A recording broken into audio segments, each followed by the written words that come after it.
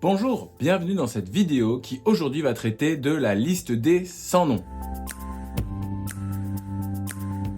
Est-ce que vous savez que vous avez de l'or dans les mains? Et oui, il est peut-être possible que vous regardez cette vidéo avec votre téléphone portable et dans celui-ci, vous avez un carnet d'adresses.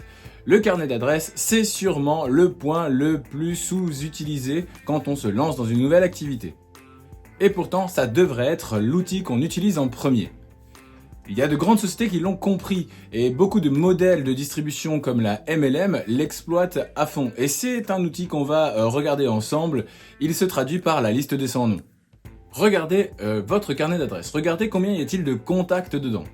Il y a quelques études qui sont tombées, alors malheureusement ils ont un petit peu d'âge, mais en tout cas c'est les seules études que j'ai pu trouver, qui montrent en fait que la moyenne des gens ont à peu près 400 contacts dans leur carnet d'adresses. Et il y a presque 1000 contacts pour 20% des gens. Donc pour le coup, on sait qu'aujourd'hui, on a de plus en plus de contacts. Il est possible aussi qu'avec les réseaux sociaux, vous démultipliez ce nombre de contacts avec des gens plus ou moins connus de vous directement, puisqu'on accepte aussi beaucoup d'être suivi ou de rentrer dans nos réseaux sans même particulièrement connaître les gens. Mais en tout cas, de plus en plus, les réseaux sociaux vont nous amener des cercles d'amitié ou des cercles de connaissances qui vont venir étoffer ce carnet d'adresses. Et il me semble important aujourd'hui de vous proposer une méthodologie du coup pour traiter ces adresses, ces contacts, afin que vous puissiez lancer sereinement ou en tout cas relancer une activité, pourquoi pas lancer un produit ou un service à partir de celui-ci. Il y a certains avantages à la liste des 100 noms. Et ce que je vous propose, c'est qu'on les balaye un petit peu pour vous donner envie de la mettre en place. La première chose, ce sont les cercles de confiance. Il s'avère que quand en fait vous connectez avec quelqu'un qui est dans votre cercle de confiance, il a tendance à accepter beaucoup de choses et vous permettre à vous de vous tester. Alors vous allez me dire, mais c'est quoi un cercle de confiance?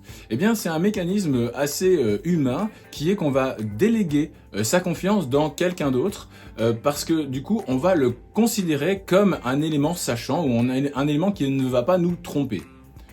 Quand vous êtes dans une démarche d'achat, il est possible que vous demandiez à vos amis, à vos proches, en fait, de vous suggérer une idée ou en tout cas de vous recommander une solution.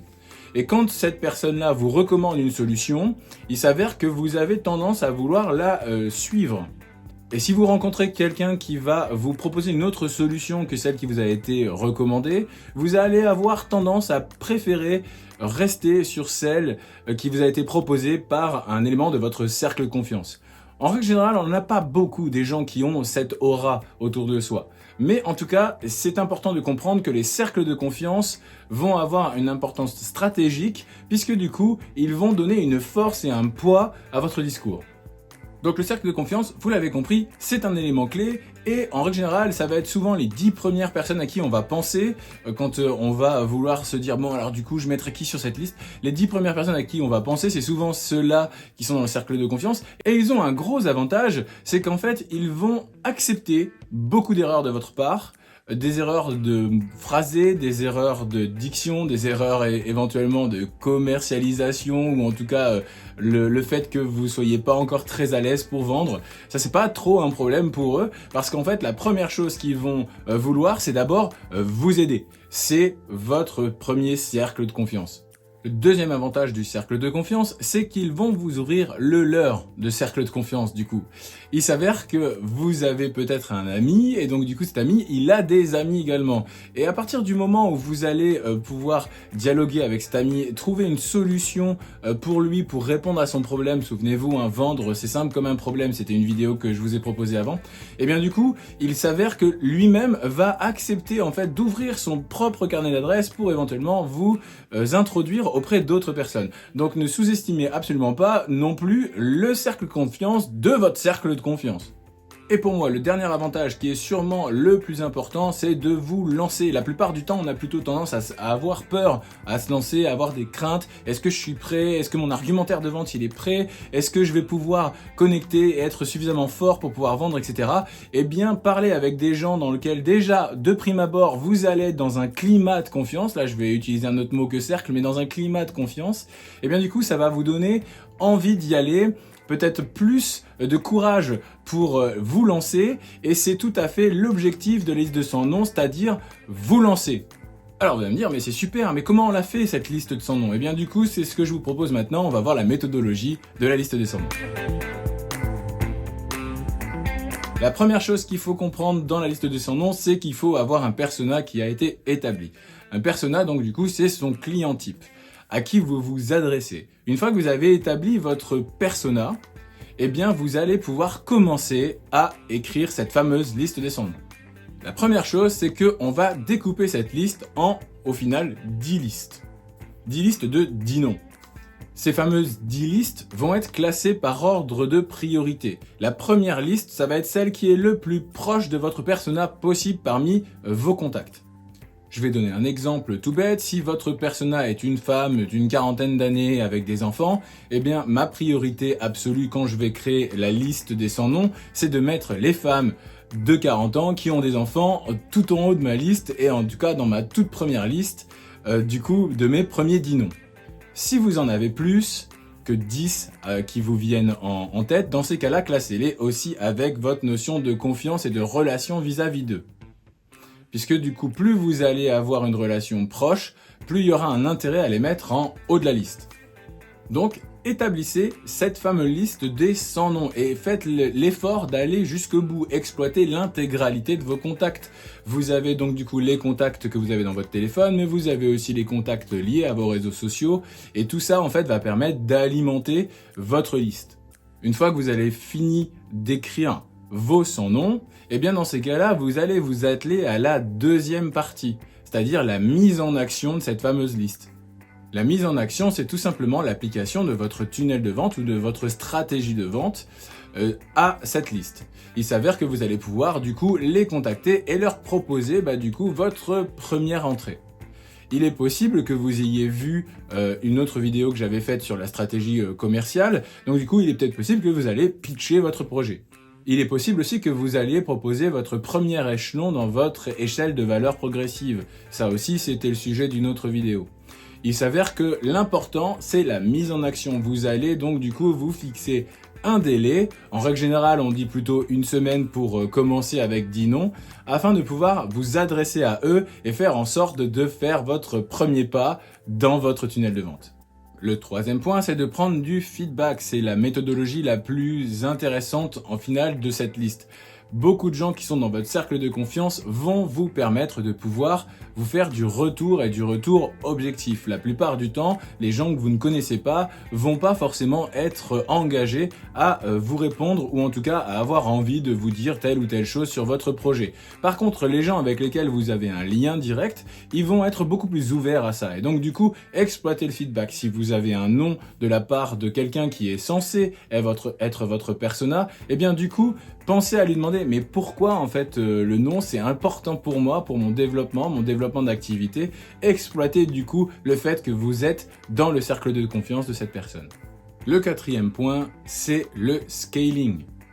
La possibilité donc de reproduire ce que vous avez fait. Et oui, si vous avez une liste de 100 noms, à votre avis, la personne à qui vous vous adressez a-t-elle aussi une liste de 100 noms? La réponse est oui.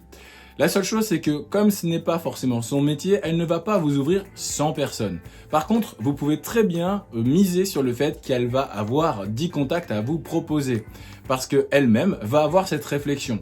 Et quand en fait vous êtes sur ces premiers cercles, en tout cas les cercles où vous avez une force de persuasion à cause du fait que vous avez un lien avec ces gens, ils vont vous ouvrir leur carnet d'adresses très favorablement. Donc exploitez également cette liste de, du coup, pour eux, 10 noms, afin de pouvoir avoir de la recommandation. Et de la recommandation active. Je vais donc faire une petite parenthèse sur la notion de recommandation active. La recommandation active, ce n'est pas « écoute, si tu entends parler de telle ou telle chose autour de toi, n'hésite pas à me proposer ou en tout cas n'hésite pas à parler de moi ». Ça, c'est une recommandation du coup inactive ou indirecte. La recommandation active, c'est quand c'est vous qui faites le travail donc du coup d'aller appeler quelqu'un ou en tout cas d'aller à sa rencontre. Ce n'est donc pas la personne à qui vous parlez qui va faire votre relais ou en tout cas qui va être votre VRP, ça sera vous qui appellerez au nom de la personne qui vous a introduite. Voilà, je ferme la parenthèse, mais en tout cas, vous l'avez compris, la méthodologie de la liste des 100 noms, c'est relativement simple, c'est de faire l'effort de regarder son carnet d'adresses, de faire une liste qui est découpée en 10 morceaux, 10 de 10 noms, et après derrière s'atteler chaque semaine à appeler ces 10 personnes-là. Vous allez voir qu'au fur et à mesure du temps qui passe, vous allez monter en compétence, monter en confiance par rapport à votre propre phrasé et à votre propre façon de vous introduire, grâce au fait que vous ayez commencé dans un climat de confiance et qu'au fur et à mesure, vous allez vers des gens qui sont de plus en plus éloignés de votre persona ou de plus en plus éloignés de tout simplement votre lien personnel.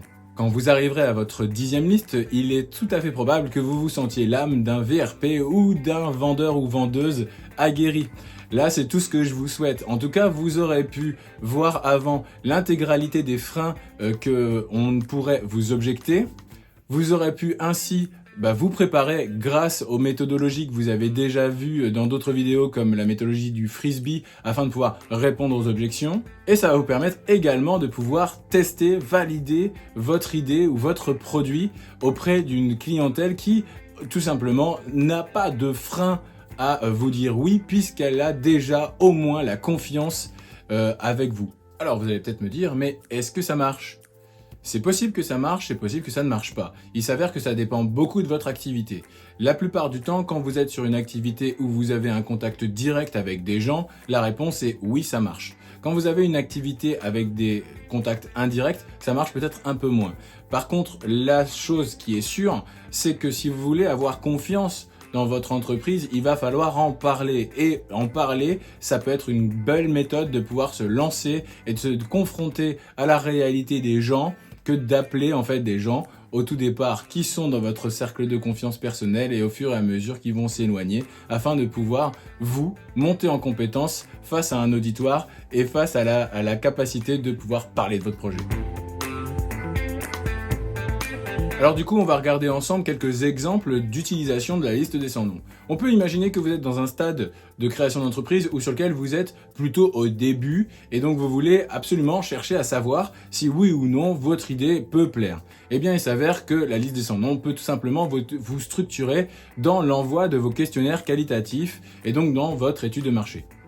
On peut imaginer également que vous êtes dans la vente de produits ou services où vous allez avoir un contact direct avec la clientèle.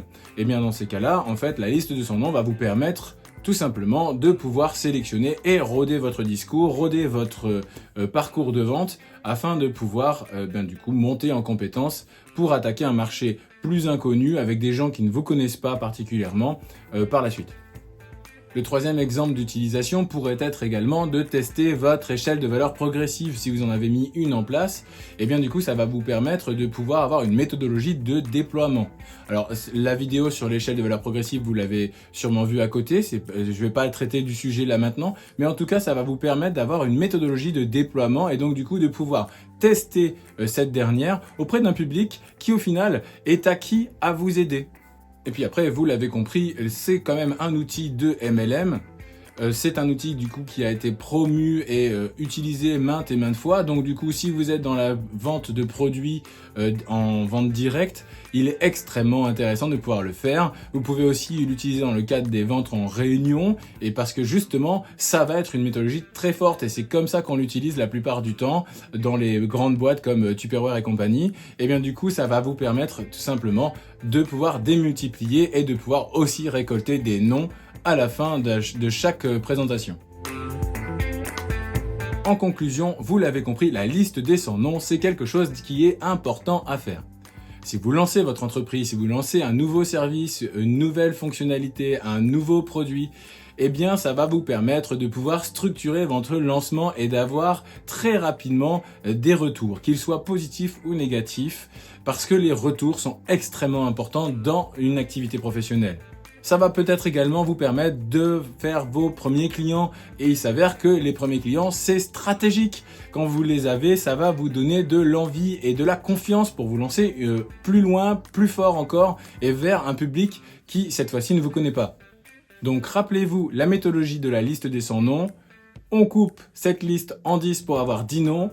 On les classe du premier vers le dernier, c'est-à-dire le plus proche de notre persona et aussi le plus proche de notre zone de confiance et en tout cas de notre lien affectif qu'on pourrait avoir avec cette personne, afin de pouvoir se lancer. Et chacun de ces morceaux, chacun de ces listes de 10 noms, on les appelle une liste par semaine. Donc, lancez-vous! Si vous avez aimé cette vidéo, n'hésitez pas à faire un petit pouce ou un commentaire. N'hésitez pas non plus à en parler autour de vous, cette liste des 100 noms et les 10 personnes que vous pouvez avoir autour de vous. Il y a sûrement 10 personnes dont cette vidéo pourrait aider. Moi, je vais vous dire à une vidéo prochaine et si vous avez envie d'aller plus loin, n'hésitez pas à faire un petit tour sur mon site internet. À bientôt!